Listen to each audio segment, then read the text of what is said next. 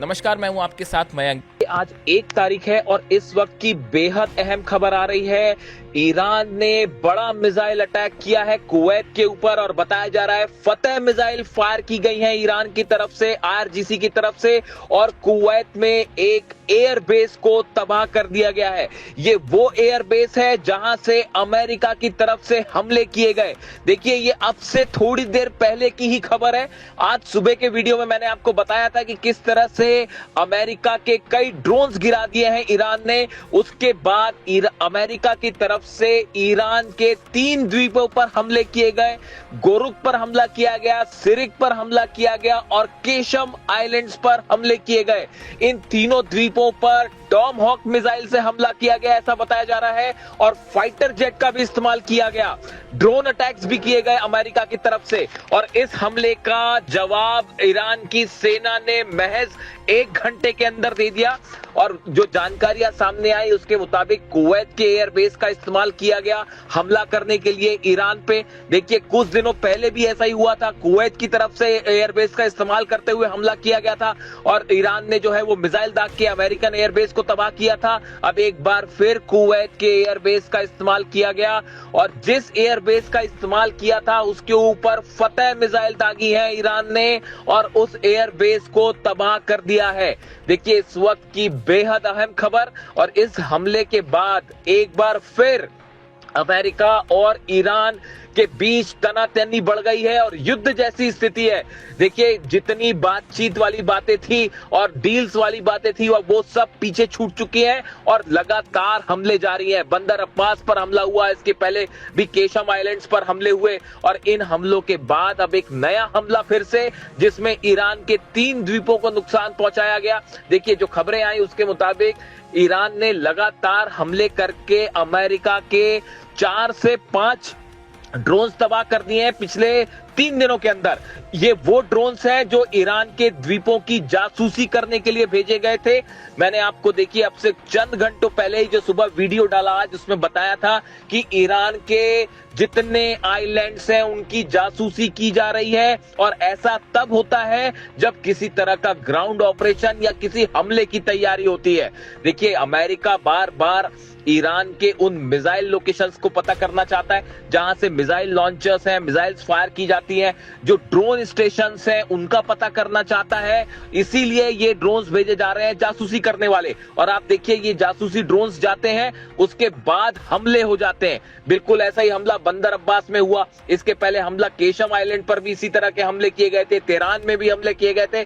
अब एक बार फिर जो है ईरान के 3 द्वीपों को नुकसान पहुंचाया गया। लेकिन सैटेलाइट्स की इमेजेस, मैं बार बार आपको ये बात कह रहा हूं, चीन के सैटेलाइट, रूस के सैटेलाइट से बार बार ये बात साफ हो जाती है कि हमले कहां से किए गए।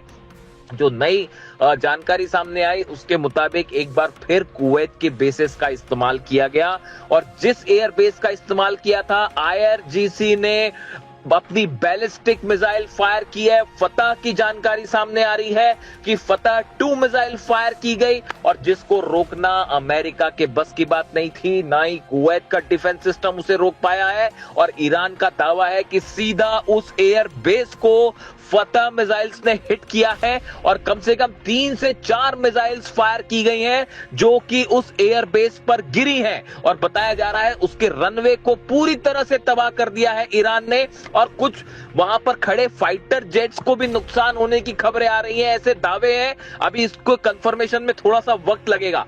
लेकिन देखिए, ईरान, मैंने आपको सुबह ही इस बात को बताया था कि ईरान की सेना के हाथ में कंट्रोल होना इसीलिए जरूरी है क्योंकि लगातार अमेरिका की तरफ से, इजराइल की तरफ से बातचीत के नाम पर धोखा हो रहा है।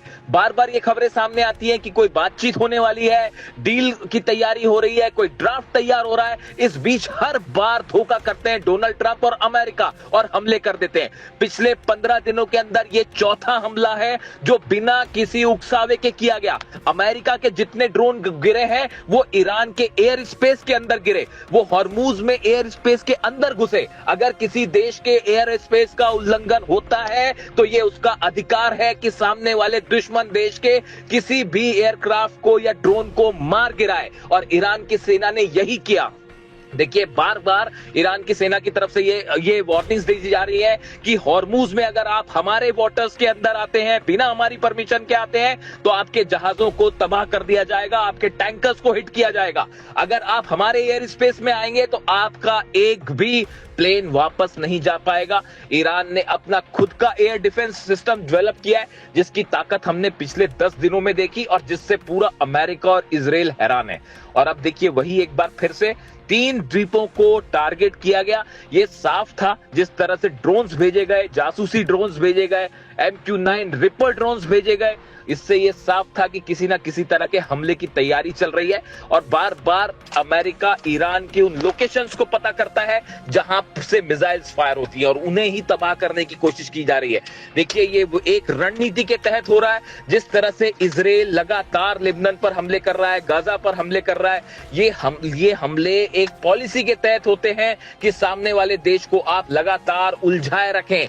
बिल्कुल ऐसा ही काम अब अमेरिका की सेना भी कर रही है। देखिए डोनाल्ड ट्रंप हॉर्मूज में कुछ नहीं कर पा रहे, अपने जहाजों को नहीं निकाल पा रहे हैं, हॉर्मूज को खुलवा नहीं पा रहे। ऐसे हालात में लगातार ये साबित करने की कोशिश हो रही है कि अमेरिका अभी भी पावरफुल है और ईरान के ऊपर लगातार हम हमले कर रहे हैं, ये दिखाने की कोशिश हो रही है। जबकि हकीकत ये है कि आप नोट करिए, पिछले 15 दिनों के अंदर चौथी बार ऐसा हुआ कि जब हमला हुआ और चंद घंटों के अंदर ही, बल्कि चंद मिनटों के अंदर ईरान की सेना ने पलटवार कर दिया और जबरदस्त पलटवार किया गया। पिछली बार भी जो है फतह मिसाइल का इस्तेमाल किया गया था कुवैत पर, और इस बार फिर फतह मिसाइल से जोरदार हमला किया गया है और बताया जा रहा है इससे खासा नुकसान हुआ है। देखिए अब हालात ये हैं कि इन नए हमलों के बाद एक बार फिर उस ड्राफ्ट की जो चर्चा हो रही थी, तमाम कंडीशंस की चर्चा हो रही थी, डोनाल्ड ट्रंप का बयान आया पिछला कि न्यूक्लियर डील को लेकर विस्तार से एक बड़े ड्राफ्ट पर प्लानिंग हो रही है, ये सब के सब दावे अब जो है फिर से दरकिनार हो गए हैं। और हकीकत यह है ईरान की तरफ से संदेश बिल्कुल साफ है कि किसी भी तरह से बातचीत के नाम पर कोई धोखा अब नहीं चलेगा। अगर किसी भी तरह का हमला होता है तो जहां से हमला होगा उस बेस को तबाह कर दिया जाएगा। और यही फिर से एक बार देखने को मिला है। अब हालात ये हैं कि पूरे 12 देशों के जितने एयर बेसेस हैं, जितने वाटर स्टेशन है, पानी के ठिकाने हैं, वो सब के सब ईरान के निशाने पे हैं। अब ये डोनाल्ड ट्रंप को तय करना है कि वो जंग करना चाहते हैं या मामले को शांति से खत्म कर देना चाहते हैं। देखिए तमाम दुनिया के एक्सपर्ट्स ये कह रहे हैं कि डोनाल्ड ट्रंप के पास अब कोई चारा नहीं बचा है। ईरान की सेना भयंकर गुस्से में। कल देखिए जिस तरह से मसूद पेजेश्कियान साहब के इस्तीफे की खबरें फैलाई गई, अभी तक ये बात साफ नहीं है। ईरान की तरफ से कहा जा रहा है कि उन्होंने कोई इस्तीफा नहीं दिया, लेकिन फिर भी जिस तरह के दावे हुए कि उन्होंने इस्तीफा दे दिया है, इस तरह की तमाम बातें, अभी इसके बारे में तस्वीर अभी भी साफ नहीं है। इसीलिए हम बार बार इस बात को कह रहे हैं कि कोई भी खबर अगर ईरान से आती है, जब तक ईरान की सेना IRGC उस पर मुहर ना लगा दे, तब तक उस खबर पर आप विश्वास ना करें।